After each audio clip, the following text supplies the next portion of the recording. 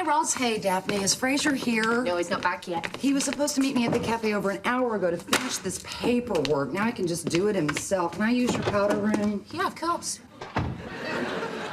Obviously, Frasier's attempt to break up with Caitlin has gone awry again. Thanks to him, I have missed the wine tasting.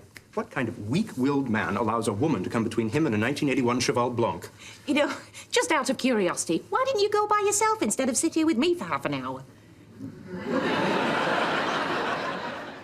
I was worried about him, Daphne. Worried sick.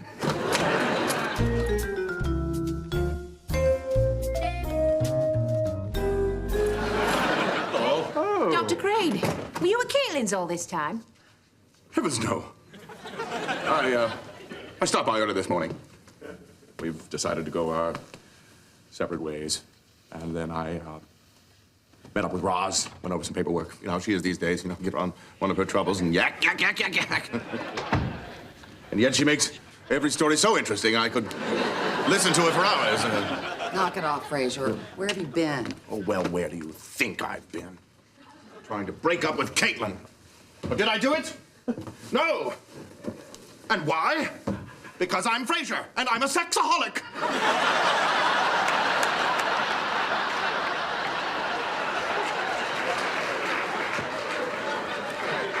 It's obvious what's happening here. You are having a purely sexual fling that happens to all of us at some time in our lives. The one with the chemistry is perfect, where you can't even be alone together in a room without tearing each other's clothes off and jumping each other. I mean, does this sound familiar? Yes. Yeah. So, is any of this helping? Not much. You know, I gotta make a point here. For as long as I've known you, you've been complaining about your lack of a sex life. Suddenly you have one. So why are you still complaining? Well, it just seems wrong. I thought a lot about this. That's your problem. You thought too much about this. You know, why don't you just stop listening to your head and start listening to your body?